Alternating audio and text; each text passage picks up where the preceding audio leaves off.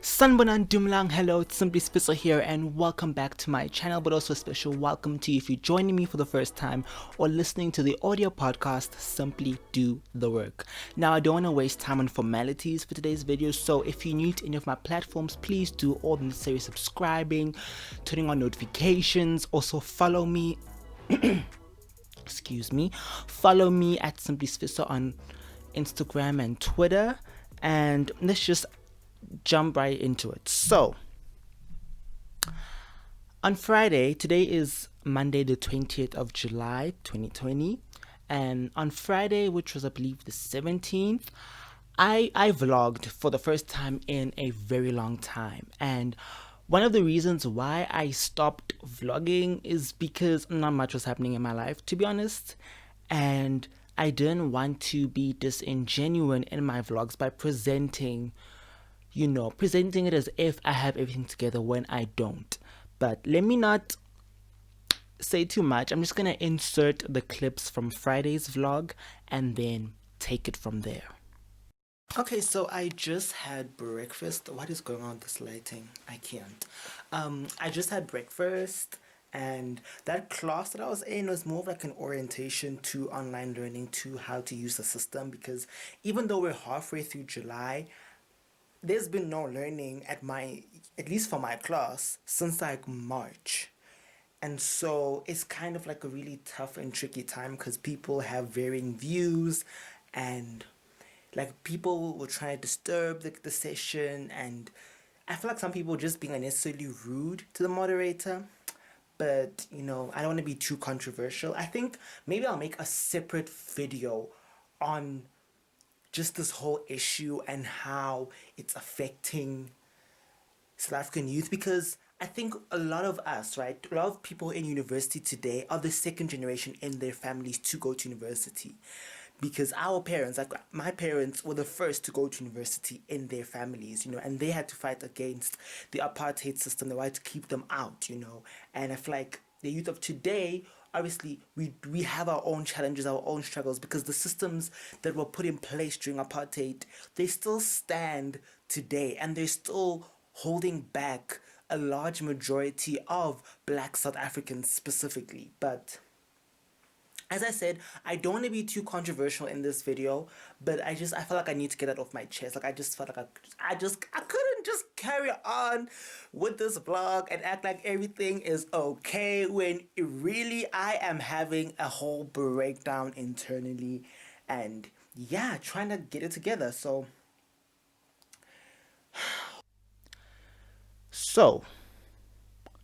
currently right now, it's been literally 4 months of no learning, no real correspondence from management in terms of what's happening with online learning and training.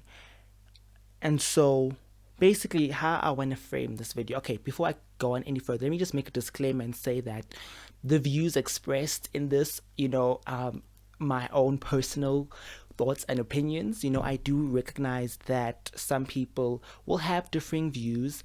I do not want to be a self-appointed spokesperson for anyone, but I also recognize that there are people who probably have the same sentiments as me, and so I'm hoping that this video will also help give them language to articulate what they're feeling, because I've noticed sometimes the issue is, it's not that you don't know what you feel or you don't know what's going on, but you just don't know how to articulate it, and you need to hear someone else say it to also validate how you're feeling, because yeah, there's just been a lot happening. So how I plan to structure this video is basically talk about what's happening at SMU, how it's been affecting me personally, as well as just the bigger implications and just the bigger picture, So basically, right, as I mentioned, there's been 4 months of no learning, and we've been getting endless promises, and it's just, the whole situation honestly leaves me speechless, because it's just a big mess.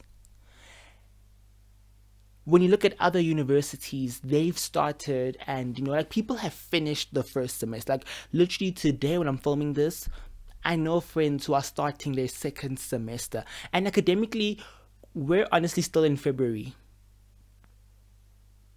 And it's just been really hard for me. And that's like, as I was saying, how I kind of stopped putting up vlogs because it kind of felt like nothing's really happening that the way it should, you know? And to come on my platform and act as if, oh, I'm having these great productive days is hard, you know? On Saturday, I woke up and saw, that SMU Twitter fam wants to, trend the hashtag save SMU academic year. And I was fully on board. I was fully, being active and tweeting stuff. And I remember someone tweeted that this is something about y'all are really mising Nelson Mandela's birthday. And I replied, as we should, because we're fighting for our education here, okay? We're letting go of the dead and fighting for the living, which someone replied and said that was rude. But honestly, it's really frustrating because think about it, right? Wasn't Nelson Mandela, weren't they fighting for freedom for all? Weren't they fighting for education for, the black youth of South Africa? But here we are in 2020 and we're still fighting those battles. Okay. Now, I'm not trying to disregard or put down the real work that he did for this country, and as well as also his fellow comrades, because he wasn't a lone ranger in this, okay? Even though sometimes I do feel like the narrative is kind of pushed as if he is the sole individual responsible for the political freedom that we now have, but also recognizing that that freedom came with a price. It came at a cost. It wasn't necessarily freedom for all, because if you look, the wealth gap, the divide, just looking at black people alone is astronomical. And so I feel like what's happening at SMU currently, I know for a fact it isn't an isolated incident, okay? Someone else tweeted that I've never had a normal academic year at SMU, and this is by far the worst, and I couldn't agree more. It's literally, I'm currently supposed to be doing my third year. First year, there were strikes and interruptions. Last year, there were strikes and interruptions. And I think for me, the disconnect has always been, even from an early age, I never ever wanted to speak against people who are protesting, because I do think sometimes we don't necessarily understand what are they protesting for, or it's kind of like it's easy to make a judgment when you're sitting, for example, like I recognize that I'm sitting from a position of privilege, For example, if they were to say that online classes are starting this very second, I could easily get connected. I have the devices, I have data. If not, I can hustle data. The biggest issue that I genuinely face is network, and obviously there will be the added cost of data, because I do want to say, even though while I am privileged, I'm not all the way up there, I think that's also an issue which which is just so evident in all of this, is how even within the black community, there's this, the classism and elitism. It's kind of like people work hard to transcend blackness, People work hard to get all this money for proximity towards whiteness, and then they disconnect themselves from their communities. They disconnect themselves from where they came from. Like I mentioned in the vlog clip, I am second generation in my family to go to university, right? When I look at my other relatives, my other family members, they're not as privileged as I am, So it would be disingenuous of me to completely disregard that, to act as if that's not happening. Because something which I think is very important, something which I did mention in another video, is that I recognize my story. I recognize who I am in the conversation. Whenever these conversations I had, I recognize who I am. And so why would I want to silence someone else, in this struggle and, this battle for SMU to start with the learning, in the middle of a pandemic, there was a campaign, hashtag no student left behind, and I'm all for it. I do recognize that there are vulnerable students, like I said, I am privileged. And so there are students who do not have the access to devices and network and data that I have. For example, even just if you think back to when we would attend normally, right? There are people who heavily depended on the library and the computer labs. I would go there by choice. If I was in the library or in the computer lab, I was there because I want to study there, not because I have no other choice, not because that is the only place where I could study. And so because of the pandemic and everyone's at home, those resources are an issue. And another thing I do want to talk about is how, when you look at what is happening right now, right? The universities that were able to start with online learning with no hiccups, I mean, they did have, but the ones who were able to progress and, finish the first semester, historically, those were white. Those were white institutions. SMU currently is not the only institution that is struggling to get started with this online learning and online classes, online teaching, online exams, online assessments. If you look at the history of SMU as an institution, right, it used to be called MEDUNSA, and back then it was literally one of the only institutions that accepted black students, and that would train black doctors. Which is why if you look, most of doctors, who are basically our parents' age, and the ones who are these, I'm talking world internationally recognized doctors and surgeons. A lot of them came from SMU, came from MEDUNSA at the time, because that was the only university that would accept black students. I think there's also why, historically MEDUNSA is so highly regarded. But then something there's a disconnect if you look at where it's at now, the current state, because I do feel like this pandemic is really, it put a magnifying glass. It almost really shone the light on the issues. And I mean, not only at SMU, but I feel like globally. I feel like that's also why, with George Floyd's death, that's why there was such a strong reaction to it. Because also I think now, because of the pandemic, right, even as students at SMU, we were aware of the issues, but you just wanted to we just had this thing, if I can just study, pass, and get out of here, right, that'll be so. We had the daily grind of tests, assessments, so we didn't really have time to worry ourselves or concern ourselves necessarily on the bigger structural issues that were clearly affecting us, in our everyday studies, in the conditions of the reses that we were staying in. But now, because everything is standing still, nothing is happening, I think a lot of us do recognize that it's not like a new solution, in a new problem, that just sprung up out of thin air, and we're just so flabbergasted, because as much as I'm disappointed at how the university management is handling this whole situation, I'm not surprised. I'm really not surprised. And, another issue I do have is with the student leadership, because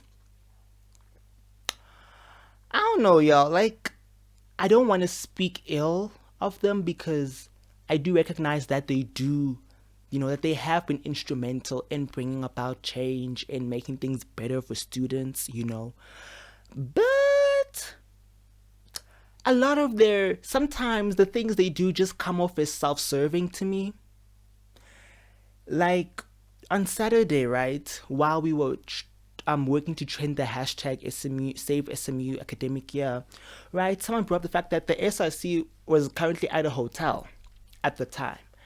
And I remember being I retweeted a tweet by one of the political leaders, and I was like, oh, it's so funny that you guys are in a hotel while we're sitting in misery at home. And then he replied with, girl, I don't know if you guys noticed, but politicians using these big words that just leave you confused. You think you know English till you speak to a politician. like they wrote something like, don't focus on the issue of the hotel, and then they put in some big words. Basically, I think they were trying to say that, oh no, don't let the fact that we're in a hotel distract you from the issue at hand. Like, but it's like, no sir, I can do both. I can multitask, by the way. I can be fighting for the academic year to be saved, for me to start studying, and also point out the fact that you are in a hotel living it up, and that's not sitting well with me. It's upsetting me and my ancestors. Like, I'm getting emotional because I feel like these leaders, both the management and the student leaders, sometimes forget that we are real people. We have stories, you know. It's like when they're deciding on these policies or deciding when or whether or not to communicate with us, it's like we become, I don't know, it's like they conceptualize, like we're over conceptualized in their mind. And it's like, nah, you're hurting my feelings. Like, even yesterday I tweeted that, putting aside the clear violation of our rights here, this is hurting my feelings and messing up my mental health.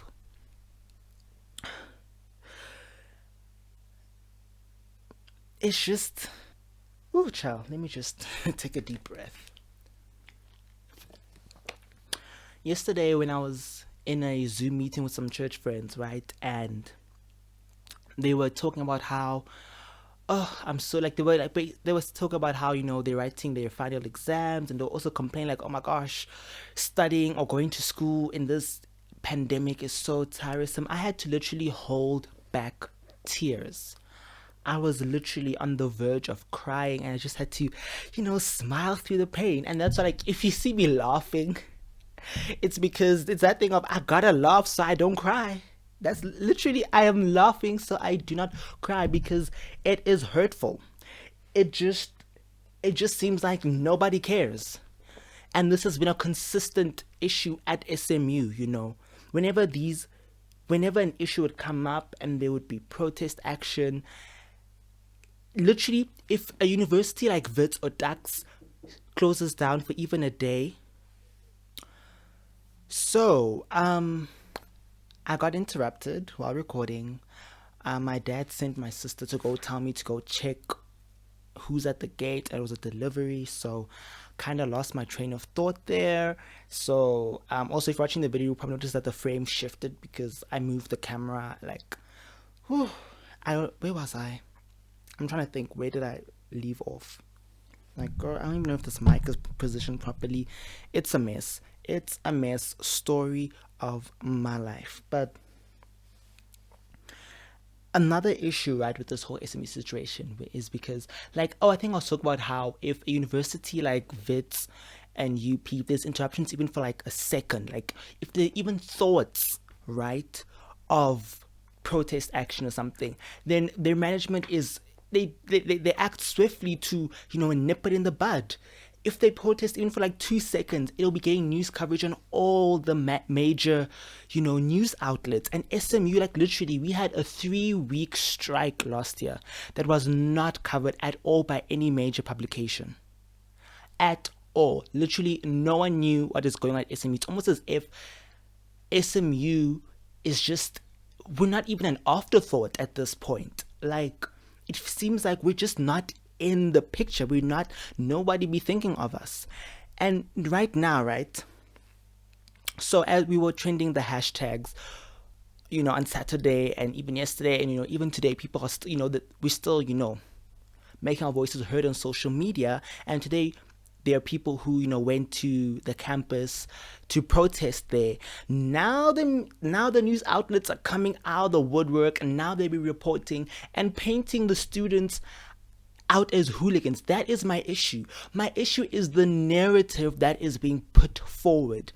It seems as if we're these unruly students who aren't, willing to, I don't even know, girl, what narrative they're trying to push out there, because it makes no sense.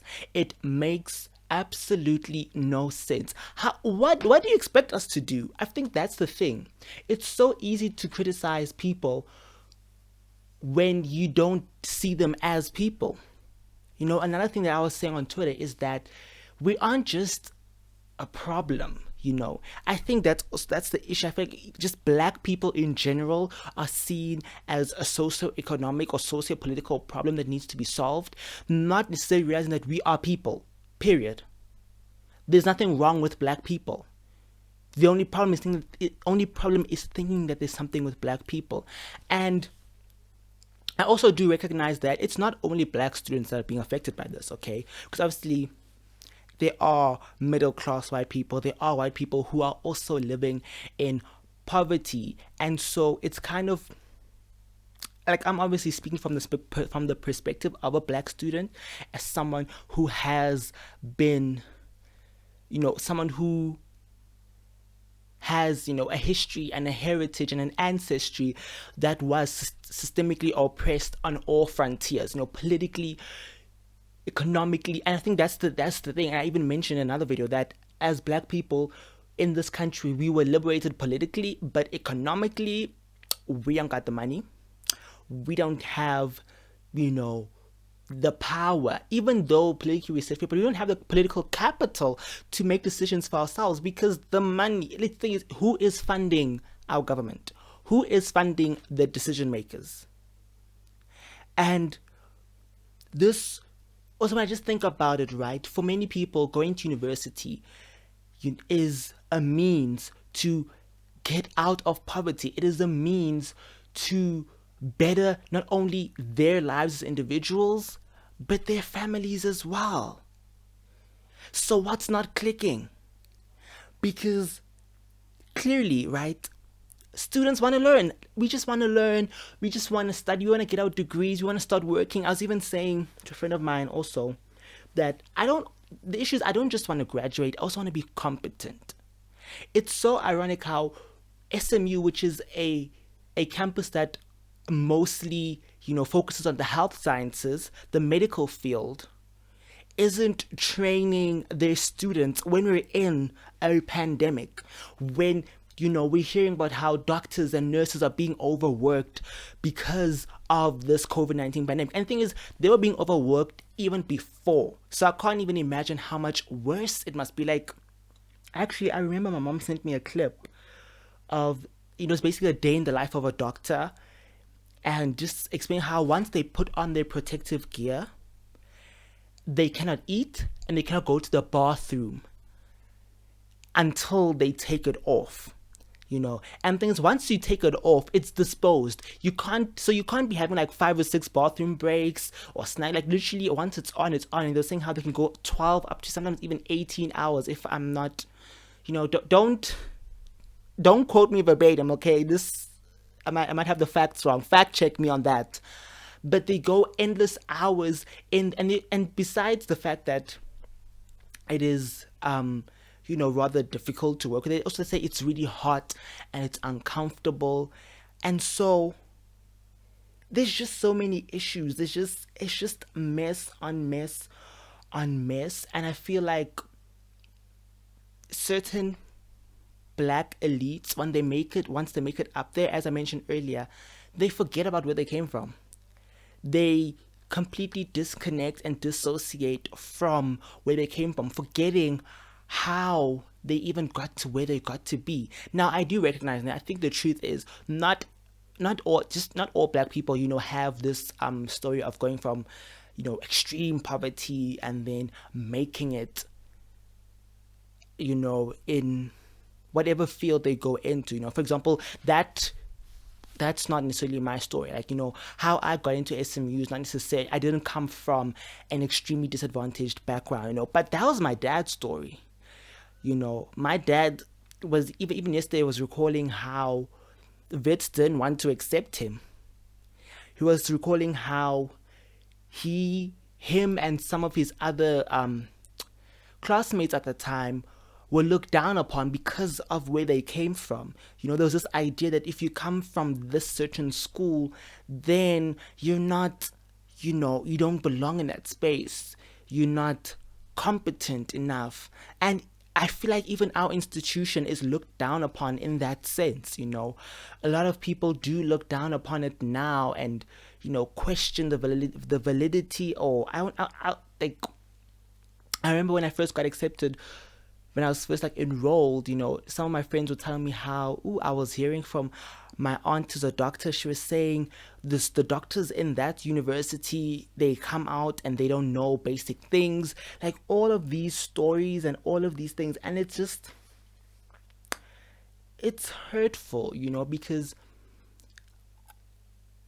I have genuinely fallen in love with the campus. I've fallen in love, the people there, and it's sort of a thing of, how, and I feel like I've used this example before, like it's getting tired, but anyway, but you know how you can make fun of your sibling, but no one else can, That's how I feel about it. I feel like people are criticizing the institution, or people are saying, people have all these perceptions and stereotypes about the students who come from this institution and other, institutions like it, and they don't know us.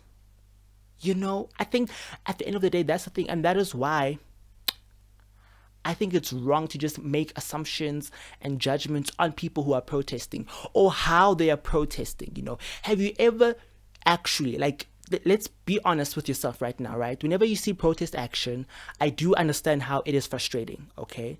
I've also at times been like, man, why do they gotta do it like this, or why are they doing that? But have you ever actually had a conversation with those people who are protesting? Did you ever ask them, why are you protesting, or how does this whole situation make you feel? Because I feel like I think that's the thing. Whenever we're talking about socioeconomic or political issues, it's kind of like the humanity gets removed from it. People just look at the logical side of it, forgetting that we are human beings. So our feelings do get involved. And so rather than complain and be like, oh my gosh, why are they burning things down? Why are they doing this? Listen to what do they want and give them what they want. Let's be honest, if online learning started, if they, reached out to the vulnerable students, gave them devices, or, allowed them to come back to res, if we got all of that, we wouldn't be here today. We wouldn't have to be trending hashtags on Twitter. Students wouldn't have to be closing the main gate. None of this would have to happen. It's kind of like people think that we enjoy this, People think that, oh, it's a jolly good time, they're protesting again, oh, they're dancing in the streets, all those jokes that people make. And it's kind of like, it's very dismissive of the actual underlying issues. But that being said, and as I mentioned, I do also sometimes do feel it's kind of like it's this dilemma, right? Where you do need, your leaders to, the people who are in power, to effect change, but at the same time also you can't really trust them. Like, that's really where this is my personal view. It's kind of like I'm seeing how some of these student leaders, are on the front lines, and obviously I don't want to negate that. I don't negate, because I'm sitting here in my room. I could easily, I can say all types of mess, but at the end of the day, I'm not there at main gate, getting answers from management. Also, let's talk about the management's response, because, okay, first of all, we were told 16 April that that's when online classes will commence, and then they said, okay, no, we're gonna distribute devices and gadgets to people. And so there was a date that was set for May that got pushed back, like, oh no, we're gonna start in June, and now we're in July. And so when we asked, they were asked straight up, right, like, okay, so what about the laptops? And sis said, we don't got no laptops. And it's kind of like, so what was all of these communiques that were happening? What was going, like, this is also why it also doesn't make sense. Like, this is why I also feel like they really do not care, because as far as I know, I think they get their salaries regardless. The past 4 months, we aren't learning anything, but they're getting paid. And for what? For what? What are they getting paid for? Like, can someone explain to me, what are they doing in their offices? I don't know how many SMSs I've gotten welcoming the new VC. Whereas to us, I don't know who that man is. Like, honestly, I'm a Kiki Palmer right now. Like, he could be walking down the street and I wouldn't know a thing. Like, we've been welcoming him. Like, literally, if I could just show you my phone, the SMSs, it's like every other day an SMS. Please welcome our new VC. Welcome our new VC. Welcome our new VC. Welcome our new VC. Well, what is he doing? Since he's been welcomed into the SMU community, what has he been doing for us? What has been happening? Like, I just have so many questions and so many feelings, and I've just really been going through it. Like, I'm gonna be honest, like, I've been going through it. Yes, umgowo. Hey, skala song. That's the thing. As much as, obviously right now I'm speaking about my individual pain, my individual frustrations, I know that there are students who have it much worse. I've seen screenshots from messages from students who are literally, like, their mental health is literally dangling by a thread. Like, they are suicidal. Like, the pressure is just a lot. I think I can only imagine, you're at home, you're back home, and, the circumstances at home are not that great. And, this opportunity to study at SMU that you saw as a lifeline for you and your family, it seems as if it is slowly dying. People's dreams and hope is dying right now, along with the people being negatively affected by this pandemic. There's a lot going on. There is a lot going on. And even I, like, yesterday, I wasn't as active on Twitter because the emotional labor is just a lot. I think it's also, like, as I mentioned, how I almost cried in that Zoom meeting, because it's really, like, our parents, like, I also tweeted, like, how do you think our parents feel watching us every day do nothing? Even today, my dad was asking me, okay, so what's happening now? I'm like, I don't know. I do not know what is going on. I do not know who's responsible. I think that's also the thing, that just looking at just some of the messages on the class group chat, I think we can easily get so caught up in pointing fingers, like, for example, blaming our fellow classmates, calling people selfish, or even, I do say that some people were rather insensitive in their responses, because some people, when students speak up about how their situation at home is going to make it extremely difficult to do online learning, some of the responses were extremely insensitive, calling people liars. Like, what? Like, is your privilege that blinding? And also, I just remembered how in that clip from Friday, I was saying how some students, the way they were speaking to the moderator and the lecturer, or wasn't even a lecturer, but like the moderator for that orientation class, I felt like they were being disrespectful. I do, to be honest, it's kind of this, so I'm kind of conflicted, because I do understand why they would be speaking in that way. I do understand how frustrating it is, and obviously I don't want to police anyone's tone. Okay, I think that,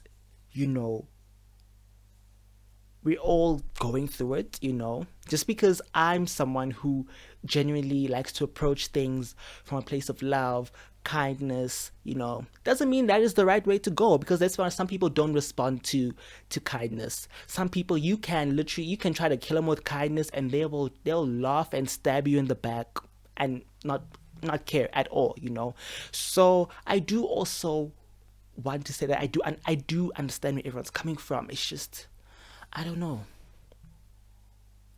I do not know. And